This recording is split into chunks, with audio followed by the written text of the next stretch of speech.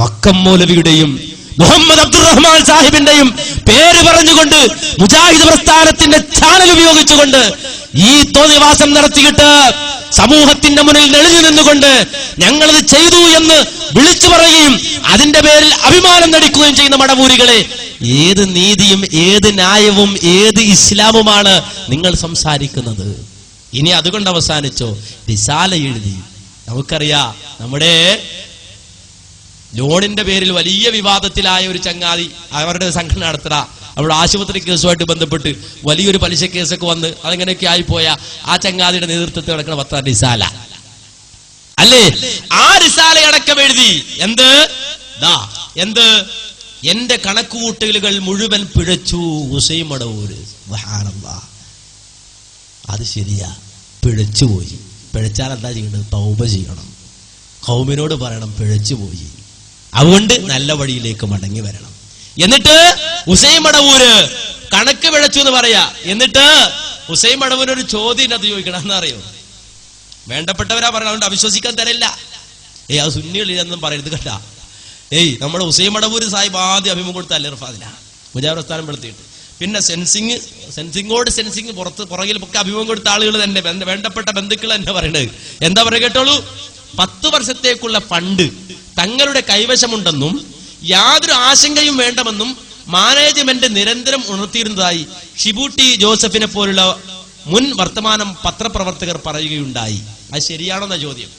അപ്പൊ ഇയാൾ ചിരിക്കുന്നു. ആളുകളോട് പറയണ 10 വർഷത്തേക്കുള്ള ഫണ്ടൊക്കെ ഇവിടെ ഉണ്ട്, പേടിക്കേണ്ട, പൊട്ടണ പ്രശ്നമില്ല. അങ്ങനെ വരി ചേർത്ത് ആളെ ചേർത്ത് ഷെയർ പിരിച്ച് അങ്ങനെ പലതും ചെയ്തുണ്ട്, ചിരിക്കുന്നു.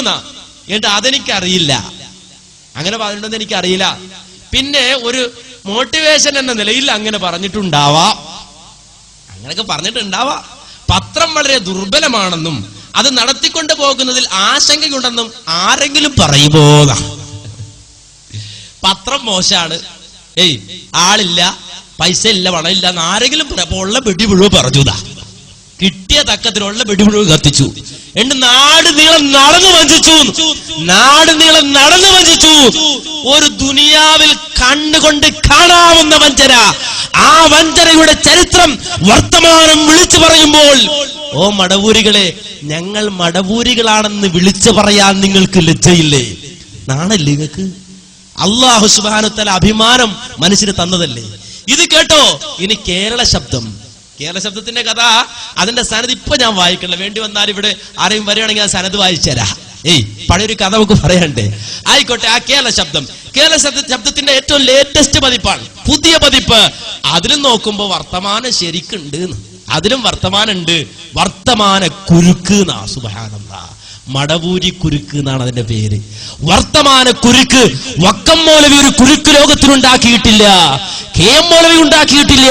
ഇസ്ലാമിക ചരിത്രത്തിൽ അനിഷേധ്യമായ സാന്നിധ്യം തെളിയിച്ചുകൊണ്ട് ഈ കേരളക്കരയിൽ പ്രവർത്തിച്ച KM മൗലവി ഈ പ്രസ്ഥാനത്തിന് അഭിമാനമാണ്. വക്കം മൗലവി ഈ പ്രസ്ഥാനത്തിന് അഭിമാനമാണ്. എന്നാൽ ഡോക്ടർ ഹുസൈൻ മടവൂർ ഈ പ്രസ്ഥാനത്തിന് അപമാനമാണ്. മടവൂരിസം അപമാനമാണ്. കാരണം എന്താ? വർത്തമാന കുരുക്ക്.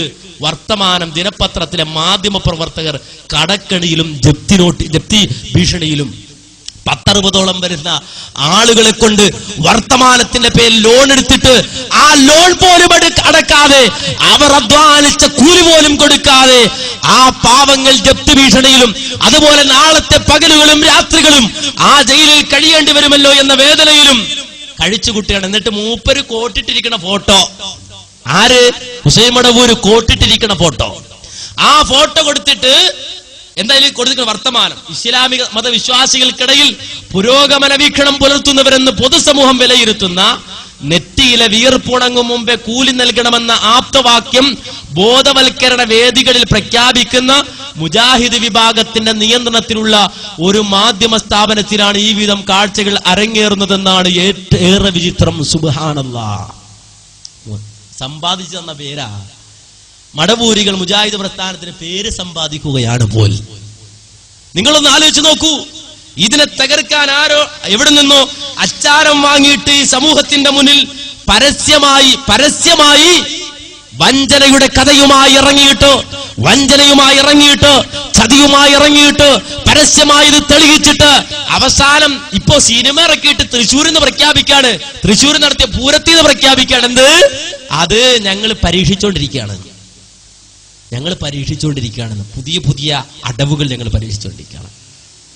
പലതും ഇവര് പരീക്ഷിച്ചു, പലതും